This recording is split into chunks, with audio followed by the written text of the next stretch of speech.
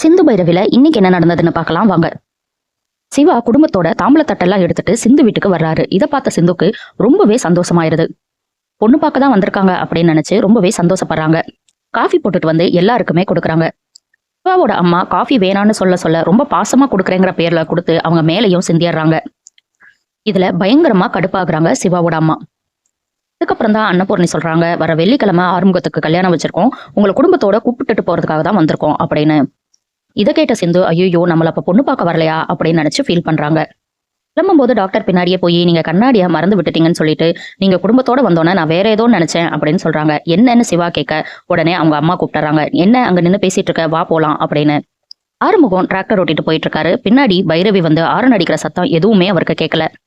டிராக்டருக்கு நடுவுல ஆடு வந்தோன்னே சடன் பிரேக் அடிக்கிறாரு ஆறுமுகம். பின்னாடி வந்துட்டு இருந்த பைரவி டிராக்டர் மேல மோதி கீழே விழுந்துடுறாங்க, சகதியில விழுந்துடுறாங்க. பைரவி கத்த கத்த ஆறுமுகத்துக்கு காதே கேட்காம அங்க இருந்து கிளம்பிடுறாரு. இங்க சிவா ஸ்னேகா கிட்ட வந்து எங்க அம்மா கல்யாணத்துக்கு ஒத்துக்கல அப்படின்னு ஒரு டிராமா போட்டுட்டு அதுக்கப்புறம் கட்டிக்கிட்டா ஒன்னதான் கட்டிக்கணும்னு எங்க அம்மா சொல்லிட்டாங்க அப்படிங்கிற உண்மையை சொல்றாரு. ஸ்னேகா ரொம்பவே சந்தோஷப்பட்டு சிவாவை கட்டி பிடிச்சுக்கிறாங்க. நீ இல்லாத ஒரு வாழ்க்கையை என்னால யோசிச்சு கூட பார்க்க முடியாது சிவா, சீக்கிரமா நம்ம கல்யாணம் பண்ணிக்கலாம் அப்படின்னு சொல்லிட்டு அங்க இருந்து போறாங்க.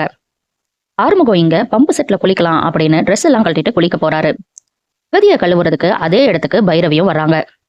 இவர் குளிச்சுட்டு இருந்ததை பார்த்து அவரோட ட்ரெஸ் எல்லாம் எடுத்துட்டு போய் சோளக்காட்டு பொம்மைக்கு போட்டு விட்டுட்டு நல்ல நாள் அடி அடிச்சுட்டு அங்க இருந்து கிளம்பிடுறாங்க.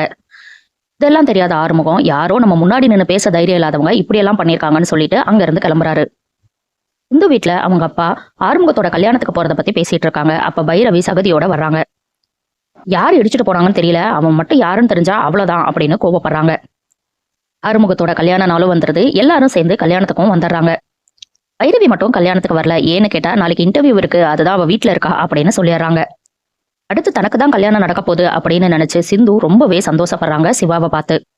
சிவாவை தனியா கூப்பிட்டு நீங்க காதலிக்கிற விஷயம் எனக்கு தெரிஞ்சிருச்சுன்னு சொல்றாங்க. சிவாவும் எப்படி உனக்கு தெரிஞ்சதுன்னு கேட்க நீங்க கோயில்ல பேசிட்டு இருந்ததை கேட்டேன் அதுதான் அப்படின்னு சொல்றாங்க. எப்போ கல்யாணம்னு சிந்து கேட்க எல்லாமே முறைப்படி ஆறுமுகத்தோட கல்யாணத்துக்கு அப்புறம் நடக்கும்னு சொல்லிடுறாரு. கரெக்டா அவங்க அம்மா வந்து சிவா உங்க அப்பா கூப்பிடுறாரு கிளம்பு அப்படின்னு அனுப்பிடுறாங்க.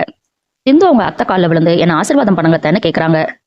அவங்க அம்மா எதுவுமே புரியாம இவ எதுக்கு நம்ம காலில் விழறா அப்படின்னு யோசிச்சுட்டு இருக்காங்க. இதோட இன்னைக்கு எபிசோட முடிச்சுட்டாங்க.